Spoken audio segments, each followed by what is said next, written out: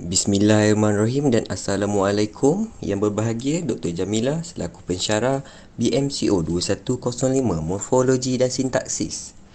Baiklah, hari ini kami ingin membentangkan laporan kajian kami yang bertajuk Analisis Kesalahan Bahasa dalam Media Massa. Kumpulan kami terdiri daripada saya sendiri, Muhammad Syamil Hilmi bin Iskandar, Amir Mursyid bin Zulkifli, Alif Tajwin bin Abdul Manap, Muhammad Fuad bin Roslan dan akhir sekali Sofi Amar bin Habri. Meskipun negara kita telah mencapai kemerdekaan sudah berpuluh tahun lamanya, namun masih lagi terdapat kesalahan bahasa yang berlaku. Kesalahan bahasa ini juga termasuklah di dalam media-media seperti media elektronik, media cetak maupun media massa. Kode 1981 dalam Juriah Long 1990 telah mendefinisikan kesalahan bahasa sebagai bentuk-bentuk pertuturan yang menyimpang atau menyalahi bentuk-bentuk pertuturan penutur jati. Kesalahan ini meliputi semua aspek bahasa seperti tata bahasa, ejaan, sebutan, penggunaan perkataan dan istilah dan sebagainya. Radio adalah salah satu platform hiburan untuk didengari oleh masyarakat dunia. Pelbagai jenis sketsa maupun aktiviti-aktiviti yang menghiburkan telah disediakan untuk pendengar-pendengar di luar sana. Di Malaysia, terdapat pelbagai jenis stesen radio yang terkenal dan mempunyai bilangan pendengar yang ramai.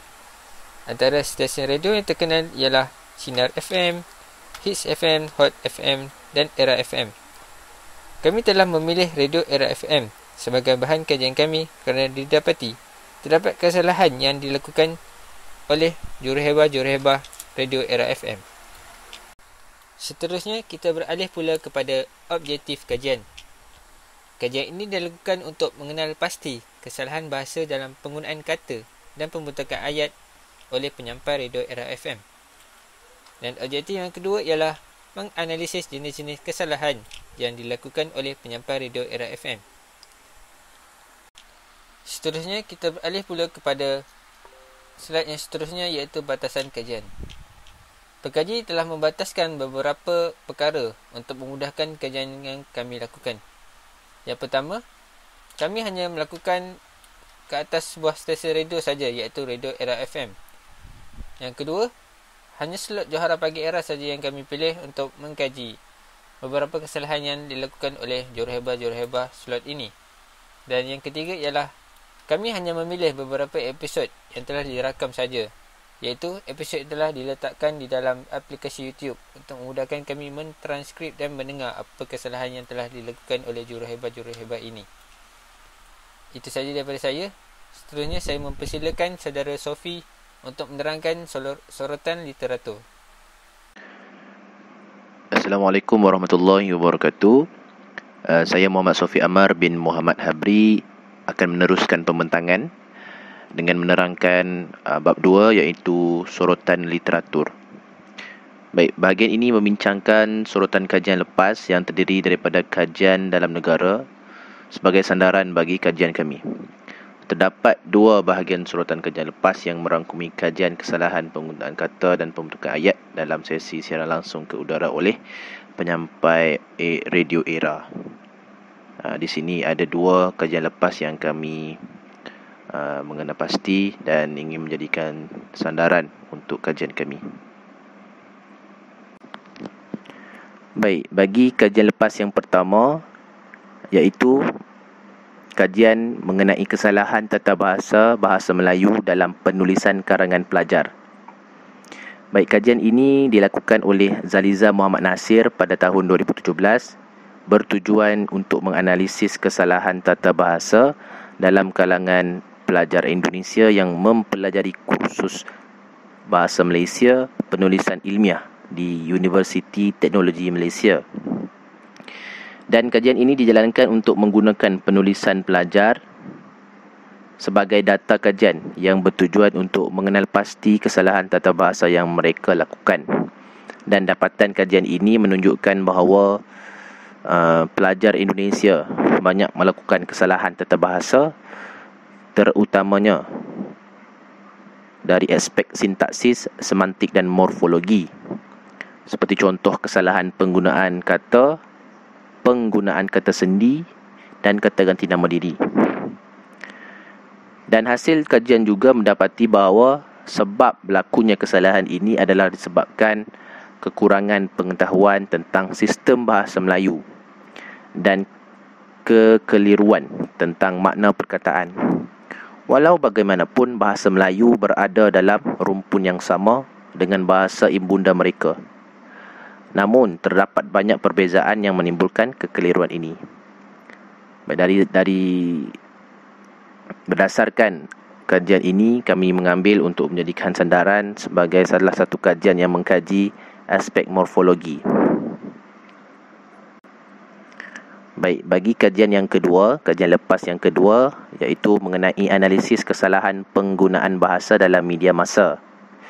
Baik, kajian ini dilakukan oleh Muhammad Hazrin Shah Hassan dan Syaril Nizam Syari pada tahun 2019, di mana dalam kajian mereka, iaitu analisis kesalahan penggunaan bahasa dalam merencana akhbar, dan membincangkan mengenai medium yang menyatukan surat khabar dengan pembacanya adalah penggunaan bahasa yang betul. Kesalahan dalam penggunaan bahasa perlu dikurangkan dalam kajian ini agar mesej yang disampaikan mudah difahami dan diterima oleh pembaca. Dan kajian ini dilakukan untuk menganalisis kesalahan penggunaan bahasa dalam artikel ciri surat khabar, terutamanya dalam istilah pilihan kata dan pembentukan ayat, dengan memerhatikan kriteria yang dicadangkan oleh Waterhouse pada tahun 1989. Dan berdasarkan kajian ini, kami mengambil sebagai sandaran untuk mengkaji dari segi aspek pembentukan kata dan pembentukan ayat dalam siaran radio era. Baik, bagi kesimpulan pula, berdasarkan dua sorotan kajian lepas itu, kami mendapati bahawa kajian berkenaan kesalahan penggunaan kata dan pembentukan ayat dalam sesi siaran langsung ke udara oleh penyampai radio era ini belum pernah dikaji oleh mana-mana pengkaji tempatan. Dan hal ini kerana kebanyakan pengkaji lebih memfokuskan aspek tata bahasa, semantik, sintaksis dan skop kajian mereka dalam skop media massa, dan ia tidak meluas dalam televisyen, radio dan juga dari aspek pendidikan. Oleh itu, kami ingin fokus kepada bidang morfologi, iaitu mengkaji penggunaan kata dan pembentukan ayat dalam siaran radio era dalam slot Johara. Baik, itu saja daripada saya. Assalamualaikum warahmatullahi wabarakatuh. Saya serahkan kepada pembentang seterusnya. Bismillahirrahmanirrahim. Saya Muhammad Syamil Hilmi bin Iskandar akan membentangkan metodologi kajian bagi kajian ini. Kajian ini adalah berbentuk kualitatif, iaitu kaedah pemerhatian secara atas talian. Kami akan memerhati slot Johara pagi era tersebut untuk menyenaraikan beberapa kesalahan tata bahasa. Pemerhatian ini bertumpu kepada transkripsi audio kepada teks. Ini di mana kami akan mentranskripsi audio dan menjadikan daripada teks supaya ia memudahkan urusan kami untuk menyeraikan beberapa kesalahan yang terdapat ketika berlangsungnya slot Johara pagi era tersebut. Apabila kami telah menyeraikan beberapa kesalahan itu, kami akan mengubah ayat itu menjadi ayat yang lebih tepat mengikut tata bahasa Melayu. Kajian ini juga menggunakan kaedah internet untuk menyiapkan kajian ini.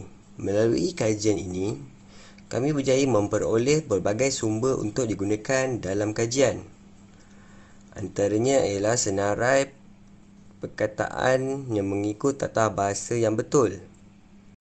Seterusnya, saya menjemput pembentang seterusnya untuk meneruskan pembentangan ini. Bismillahirrahmanirrahim. Assalamualaikum warahmatullahi taala wabarakatuh. Jadi saya akan meneruskan perbentangan dengan analisis dan dapatan kajian. Saya akan membentangkan dapatan dan analisis kajian secara terperinci. Dapatan kajian ini dibincangkan menurut susunan objektif kajian, iaitu objektif yang pertama, mengenal pasti kesalahan penggunaan kata dan pembentukan ayat oleh penyampai radio. Kedua, menganalisis jenis kesalahan yang dilakukan oleh penyampai radio era. Jadi mari kita lihat dapatan yang pertama, iaitu dapatan untuk objektif yang pertama, mengenal pasti kesalahan penggunaan kata dan pembentukan oleh penyampai radio era. Jadi mari kita lihat kesalahan yang dilakukan. Roti canai adalah makanan orang Malaysia ketika sarapan. Jadi pembetulan roti canai ialah makanan orang Malaysia ketika sarapan. Kita lihat kesalahan yang kedua. Makanan itu adalah bukan untuk kau. Pembetulan, makanan itu bukan untuk kau. Yang ketiga, itu pembetulan dia, itu rumah aku. Yang keempat, plastik bag. Pembetulan dia, beg plastik. Yang kelima, maksimum denda. Pembetulan, denda maksimum. Seterusnya, mini marathon. Pembetulan, marathon mini. Kemudian, belum lagi. Pembetulan, belum tidur lagi. Seterusnya, pakcik itu sihat je sebab selalu bersenam. Pembetulan dia, pakcik itu sihat sentiasa kerana selalu bersenam. Seterusnya, dia dari Thailand semalam. Pembetulan, dia baru pulang dari Thailand semalam. Dan yang terakhir, siapalah dia tu? Pembetulan, siapakah dia tu? Jadi saya tidak akan menerangkan apa yang silap di dalam objektif yang pertama ni kerana itu akan diterangkan dalam objektif yang kedua, kerana objektif yang kedua adalah untuk menganalisis jenis-jenis kesalahan oleh penyampai radio. Jadi mari kita lihat jenis-jenis kesalahan yang dilakukan oleh penyampai radio. Okey, untuk roti canai adalah makanan orang Malaysia ketika sarapan. Jadi jenis kesalahan dia adalah kata pemberi adalah. Untuk kata pemberi adalah ia hanya digunakan untuk kata sendi dan kata adjektif.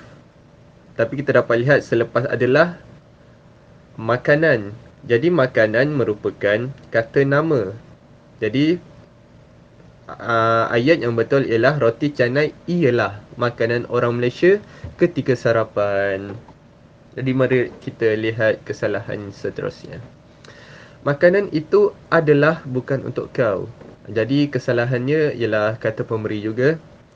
Kata pemberi tidak boleh hadir bersama-sama dengan kata nafi, tidak dan bukan. Jadi kat situ kita dapat lihat kata pemberi adalah dia datang bersama-sama dengan bukan. Jadi tidak boleh. Jadi ayat yang betul ialah makanan itu bukan untuk kau. Tidak perlu kata pemberi adalah itu. Jadi seterusnya itu. Jadi kenapa itu salah?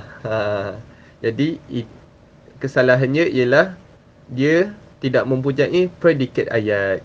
Jadi itu merupakan subjek dan dia tidak ada predikat. Jadi pembetulannya ialah itu rumah aku. Rumah aku merupakan predikat ayat.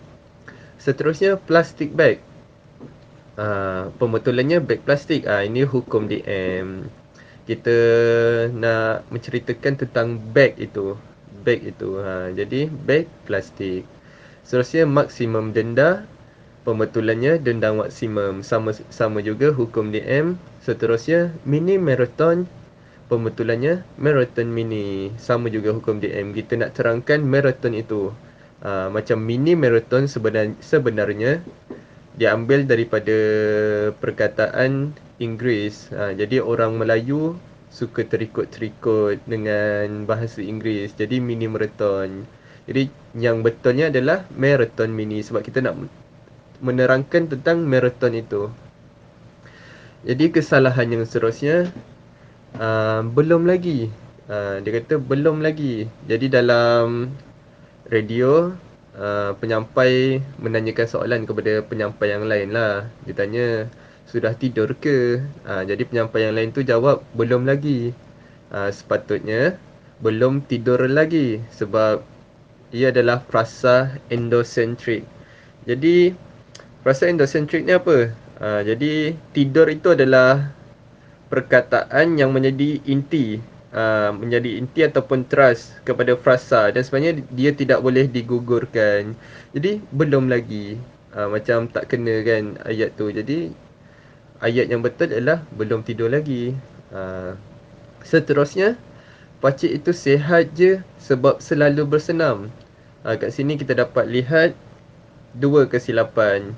Yang pertama, untuk adverba je, dia salah lah, sepatutnya sentiasa bukan je.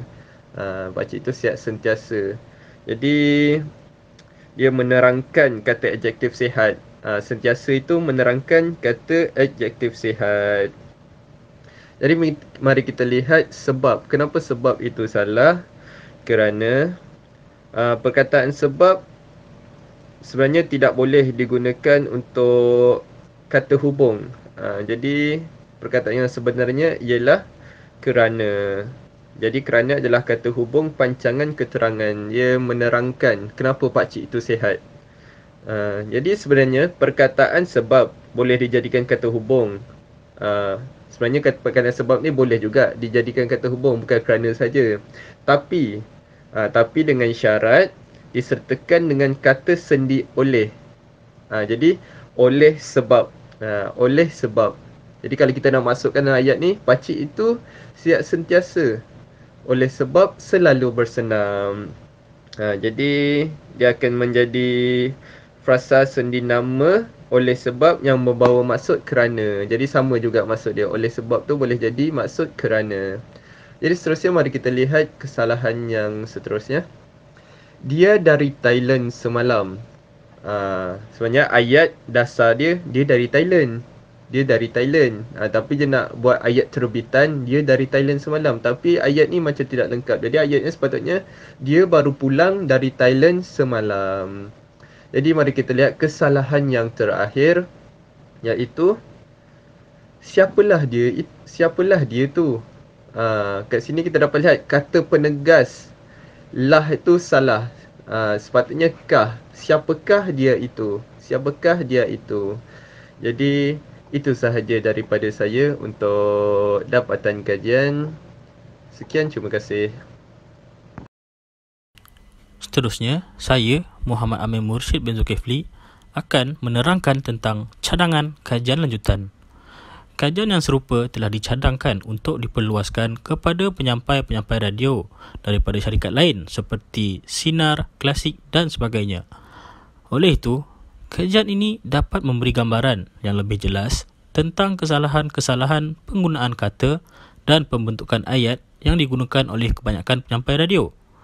Jadi, dengan adanya kajian ini, penyampai radio akan lebih peka tentang kesalahan-kesalahan penggunaan kata dan pembentukan ayat yang sering dilakukan oleh mereka. Seterusnya, mengkaji kesalahan penggunaan kata dan pembentukan ayat yang dilakukan oleh penyampai radio dari luar negara seperti Singapura dan Indonesia. Di Singapura dan Indonesia khususnya, terdapat lagi syarikat radio yang masih menggunakan bahasa Melayu sebagai bahasa pengantara. Jadi, kita boleh mengkaji kesalahan penggunaan kata dan pembentukan ayat dan membandingkan kesalahan penggunaan kata dan pembentukan ayat antara negara Singapura dan Malaysia. Seterusnya, kita lihat kepada implikasi dapatan kajian. Antara implikasi dapatan kajian ialah kajian ini diterima dengan baik. Penyampai radio dapat mengetahui kesalahan mereka dan membaiki pertuturan mereka pada masa hadapan. Seterusnya, dapat menyumbang kepada pengkaji lain pada masa yang akan datang.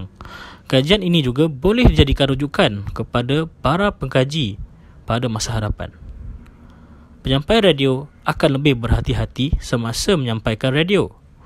Akhir sekali, penutur bahasa Melayu yang lain dapat membaiki penggunaan kata dan pembentukan ayat apabila penyampai radio menggunakan bahasa yang betul. Hal ini dikatakan demikian kerana radio masih lagi antara platform yang popular yang sering didengari oleh penutur bahasa Melayu. Jadi, apabila penyampai radio menggunakan bahasa yang betul, penutur bahasa Melayu yang lain akan mendengar perkataan yang betul dan mereka akan dapat mempraktikkan penggunaan kata dan bentukan ayat yang betul pada masa yang akan datang. Kesimpulannya, kajian ini telah memenuhi objektif kajian dan menjawab persoalan kajian. Kesalahan dapat dikenal pasti dan dianalisis oleh pengkaji dalam kajian ini. Pengkaji berharap agar kajian ini dapat membantu para pengkaji pada masa yang akan datang untuk mengetahui dengan lebih banyak tentang penggunaan kata dan pembentukan ayat yang dilakukan oleh penyampai radio dan seumpamanya. Sekian sahaja daripada kami.